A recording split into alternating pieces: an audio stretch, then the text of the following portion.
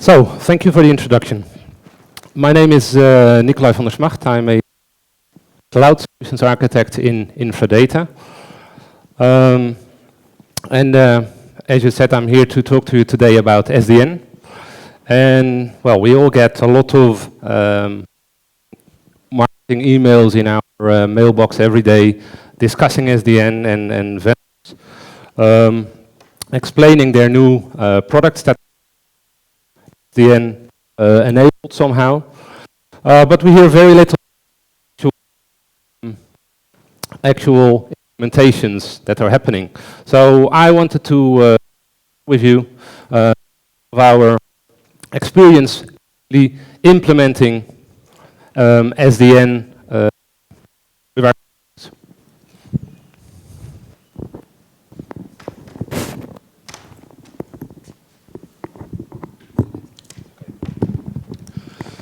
So, we are Infradata. For those of you that don't know, we are a network integrator operating globally. We have customers around the world and we have offices around the world. And what we actually do is we try to hire the very best in our industry. Our people are our biggest asset. We want to have the best so we can actually bring the expertise of our people and the experience of our people to you guys, to our customers, to build better networks, basically. We do that using innovative.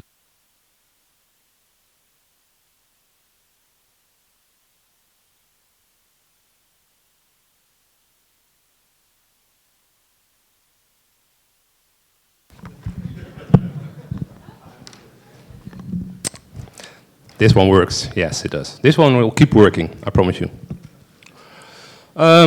And we focus on our customers are basically service providers, network operators, and cloud operators. So when you say cloud operators, that's basically everybody nowadays, but still we focus on really on the high-tech cloud and service provider industry. Our headquarters is in the Netherlands. That's where they all started like 12 years ago or something. So this is one of our customers. This is eBay Classifieds. eBay Classifieds is a separate division of eBay Inc. We all know eBay Inc. And what eBay Classifieds does, it operates the classified sites that are owned by eBay.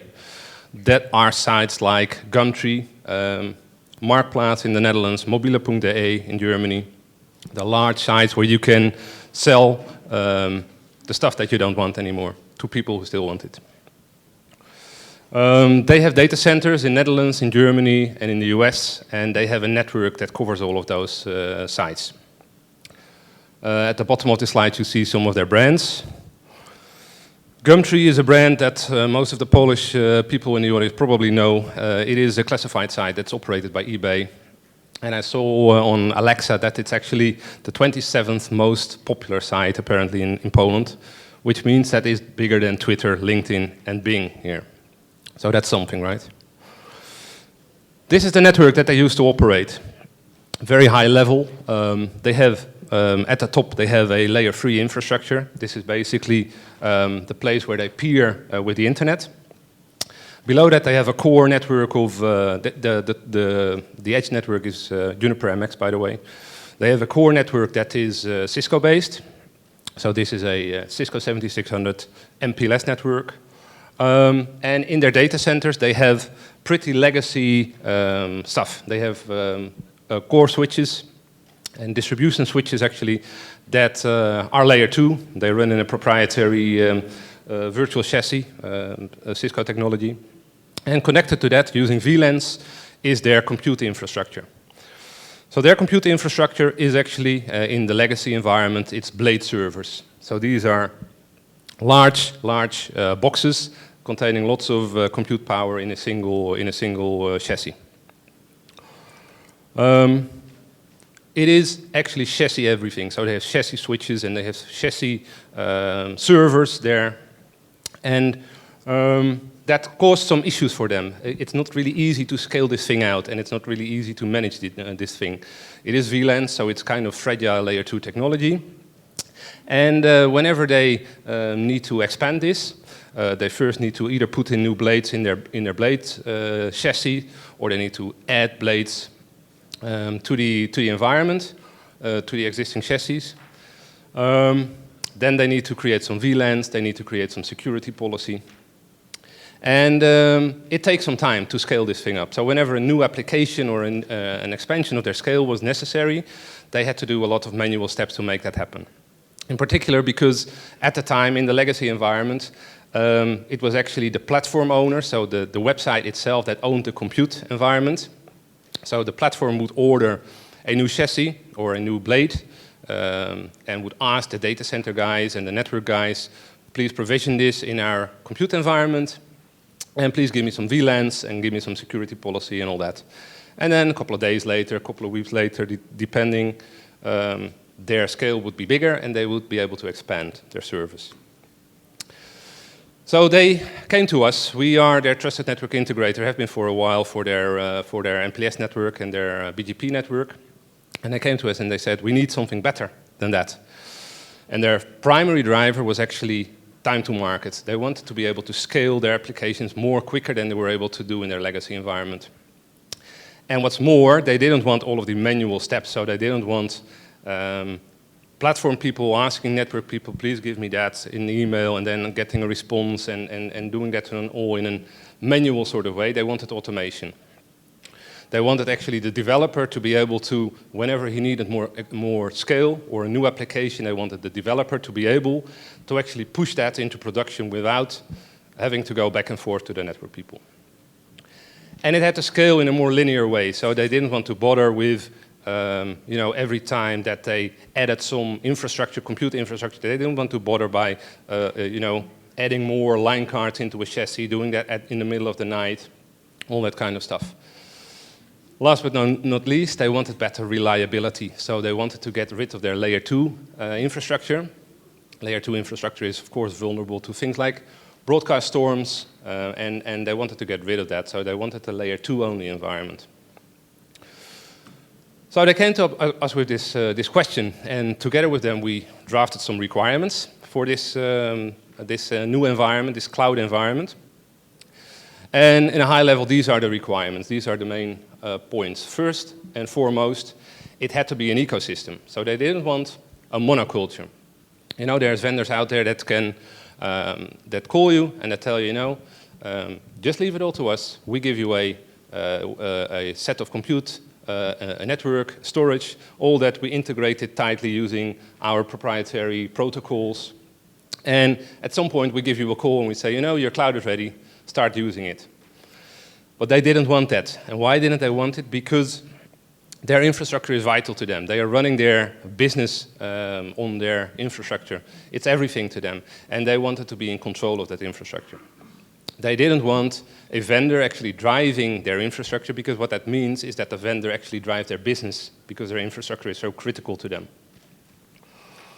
They needed generic rack layout. What does that mean? Well, they wanted to be able to scale out by adding a new rack consisting of predefined nodes, a top-of-rack switch, a number of compute servers, a number of storage servers that had to be all generic, and they had just wanted to put that in the data center, connect it up, and be up and running with more scale.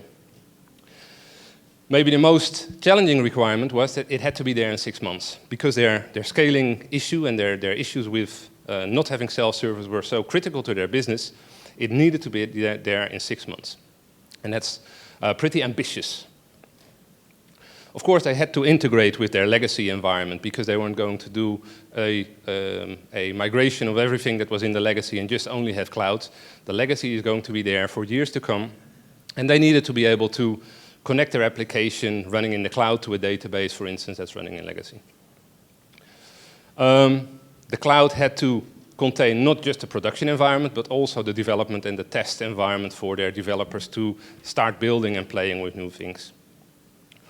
And the idea was to do a simple infrastructure as a service first, sort of a minimal viable product, a copy of the simple AWS kind of infrastructure as a service, expand that later to more functionality, things like containers and all that complicated stuff that would come later. And it had to be in multiple regions, so it had to be fault tolerant. So if a full region were to fail for some catastrophic reason, they needed to be able to scale somewhere else. So together we defined the approach to do all that in 6 months. And this was the approach. We almost immediately started building a single rack with their infrastructure as a service system, OpenStack in their case, and we gave it to them almost immediately so they could start touching the technology, and their developers could start understanding what that cloud is actually all about, and to get some level of commitment in the organization for their plans, right? That was created almost immediately. People started playing. In the meantime, we did things like high-level design, low-level design, and as we did that in parallel, we actually built that in a bigger environment for a validation test, so we can actually start to validate that this cloud was working for them as intended.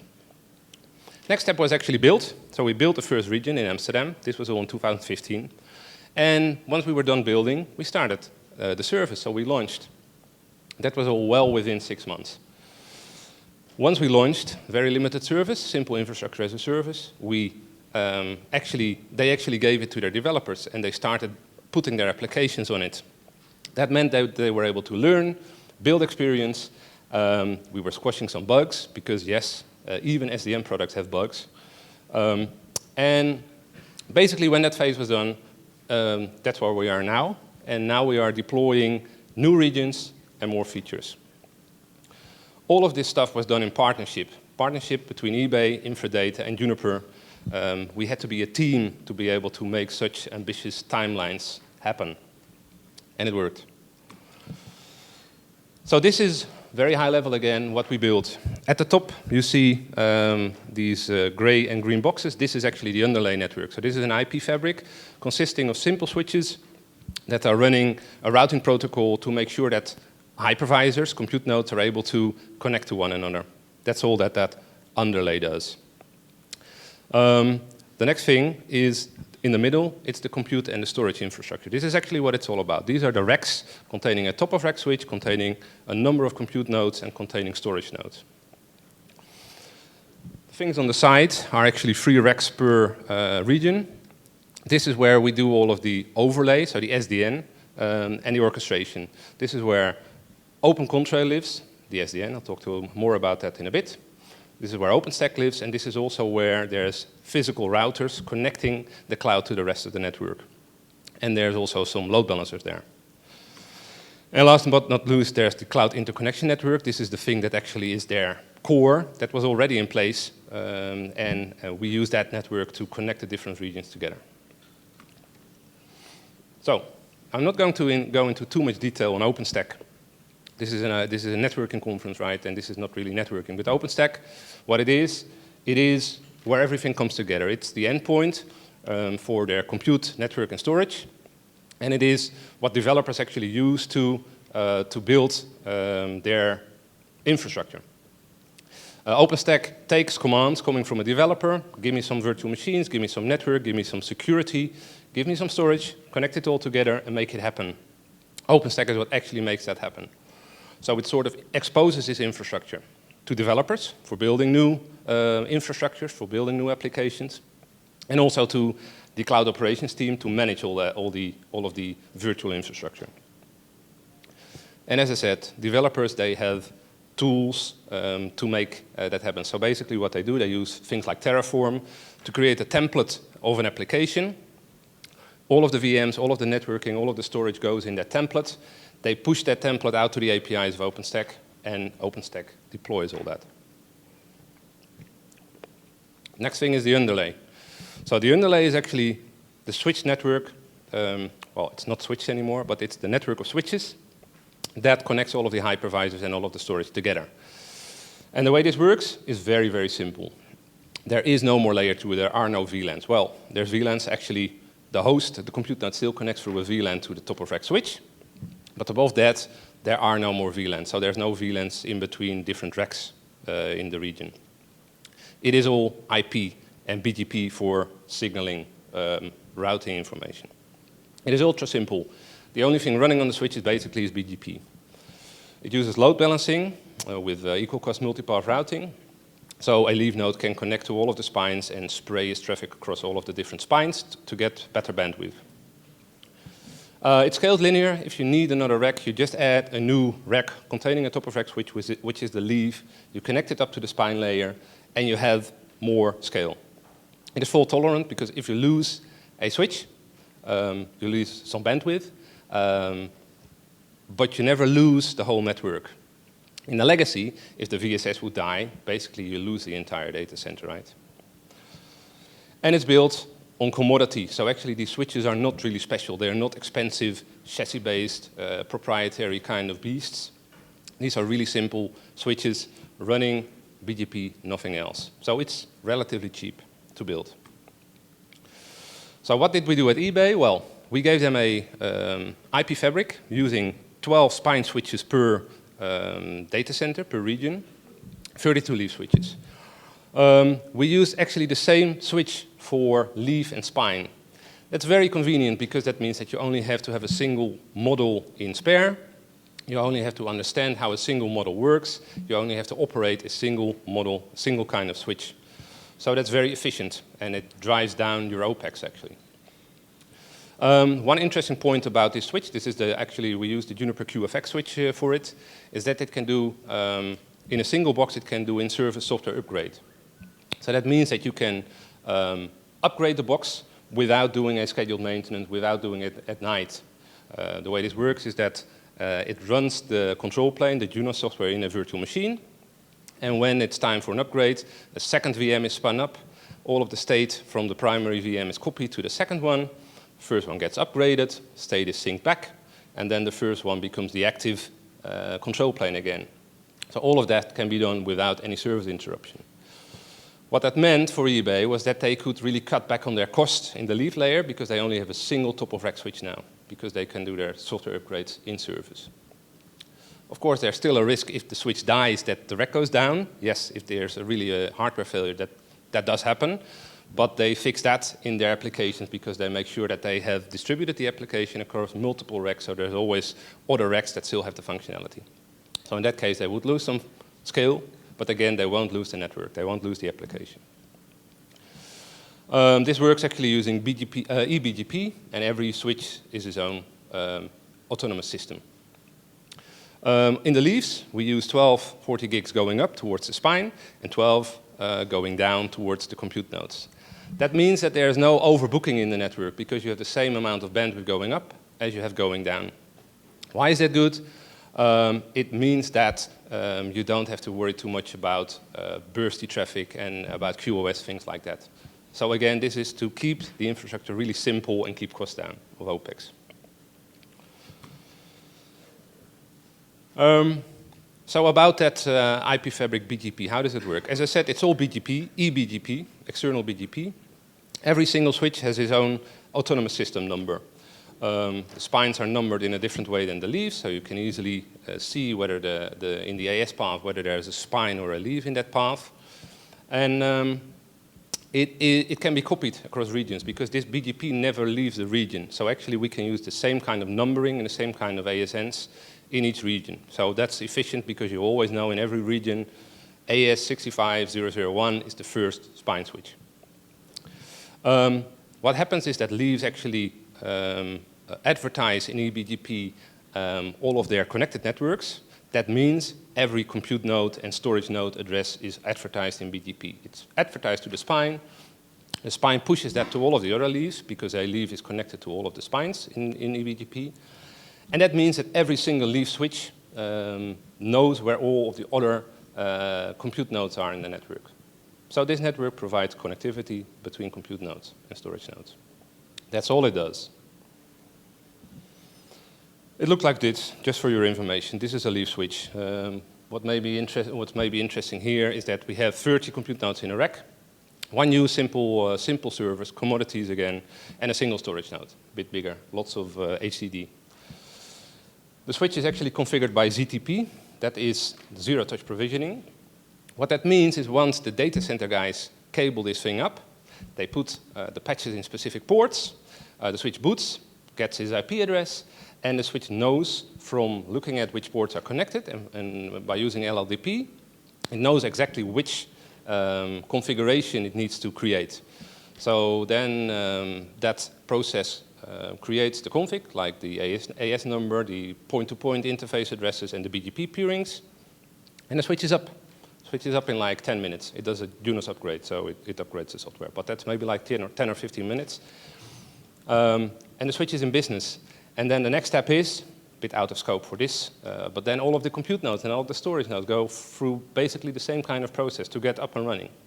That means that you connect this thing together, you power it up, you wait for a while, and maybe 30 minutes, and then you're in business. Then that rack is part of your cloud, and you're able to spin up new workloads on that rack without doing anything else, so there's no manual steps involved.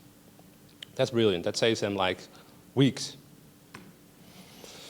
The spines, what can I say about that? I think I said all that. Well, the one thing about the spines is you should consider that as like a sort of an external backplane. So you don't connect compute nodes there or storage node. You don't connect routers there. The only thing you connect there are leaves. So this is really like the backplane that you're used to from a chassis-based switch, 6500 or a EX9200, something like that. Only externalized as one new rack switches. Okay, so that's IP fabric. So now the hypervisors are able to find one another.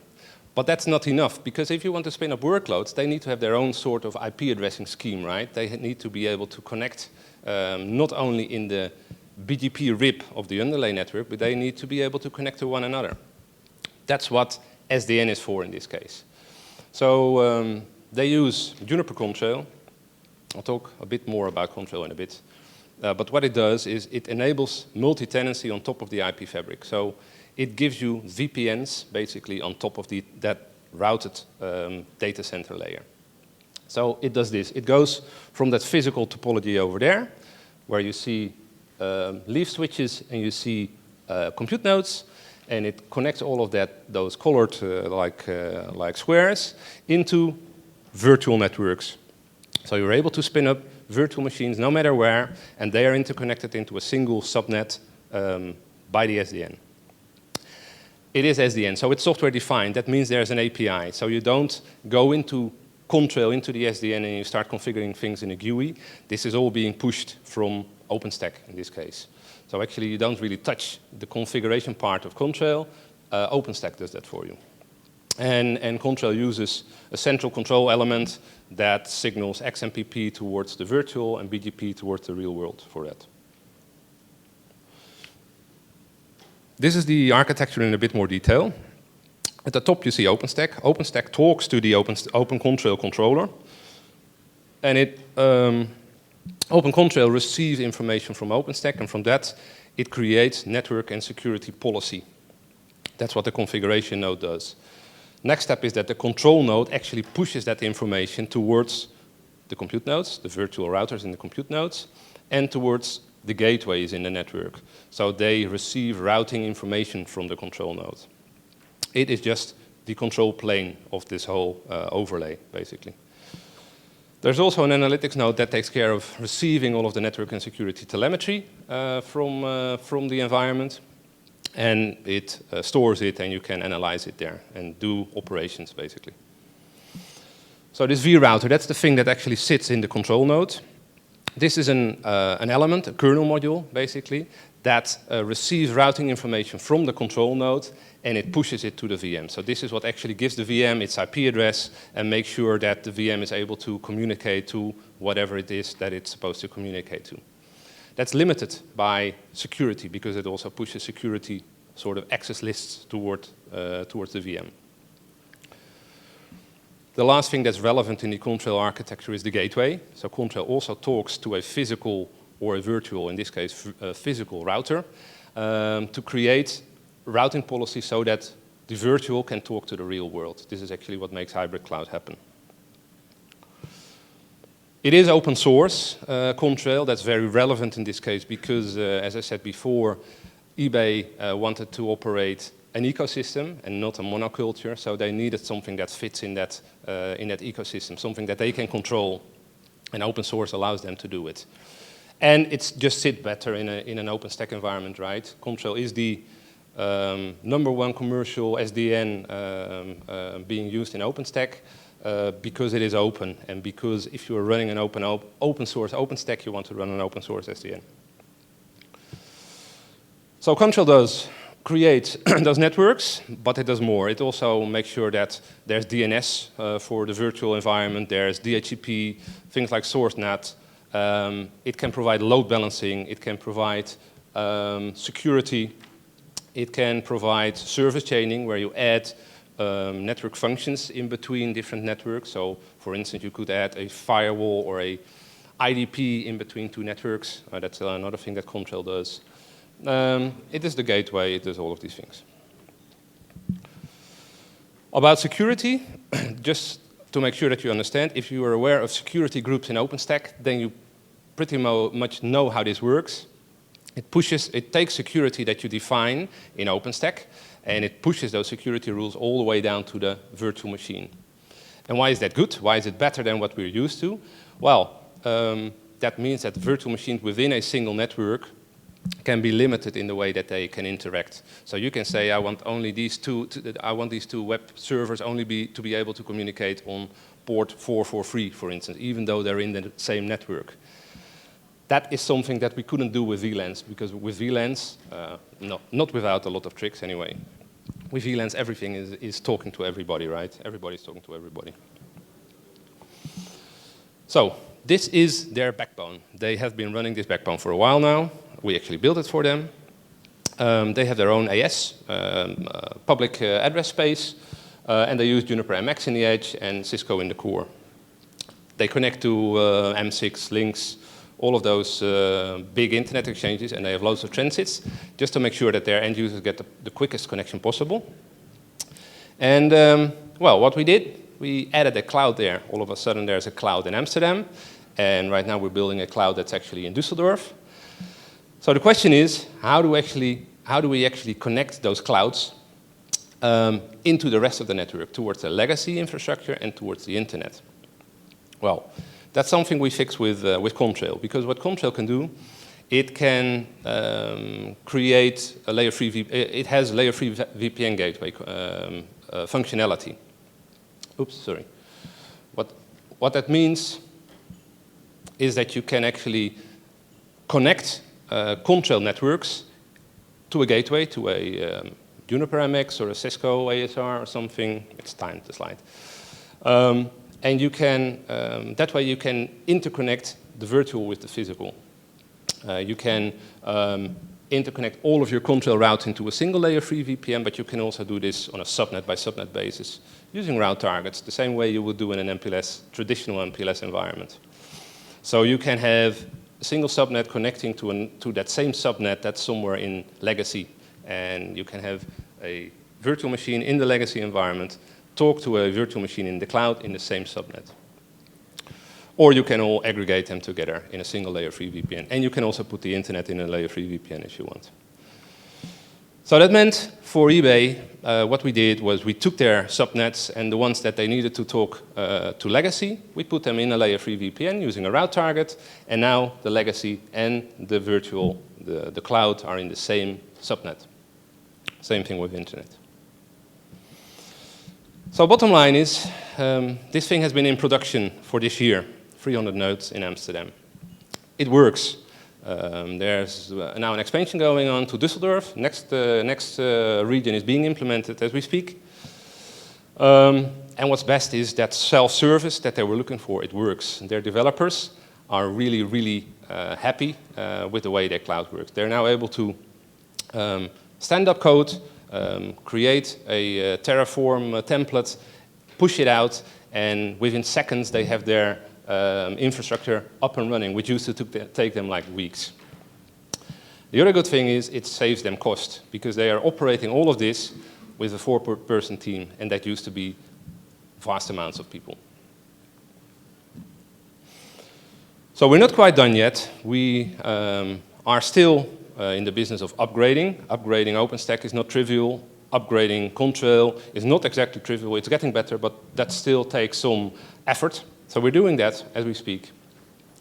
We are now adding new features, because now we really understand the basic infrastructure as a service feature, and we are adding new things to there. For instance, load balancing as a service. What that means is that developers can now also add the load balancing in their Terraform templates, push it out, and the load balancing will get configured automatically. So they can also control the load balancing now. That work with HA proxy, F5, A10, and others. They are starting to think about adding containers. So what developers are doing today, they stand up their VMs, and then on top of that, they start pushing their own container frameworks, things like Kubernetes, etc. Of course, that means that the developer has to maintain all that himself. So the cloud team wants to take that container functionality and actually make it part of their cloud offering, so the developers don't have to care about that anymore. Probably coming next year, maybe 2018, I'm not sure. And the last thing they're doing is DNS as a service. So this is, if you're familiar with AWS or Azure or those kind of clouds, you can do very funky things with DNS there, load balancing using DNS regions and stuff like that. All that's also now coming in OpenStack in the Designate project. And that's just starting to mature, and we are about to start testing with that. And that's all I had to explain to you about eBay today. It's a bit short, so if you want more information, more detailed information, please drop by the booth anytime. The main takeaway for you guys is that, you know, people are talking about SDN, but we're doing it. It's actually happening, and there are products out there today that are mature, that can give you a cloud without too much headache, that can actually make your network better, right? And that's it. Don't know if we have time for questions.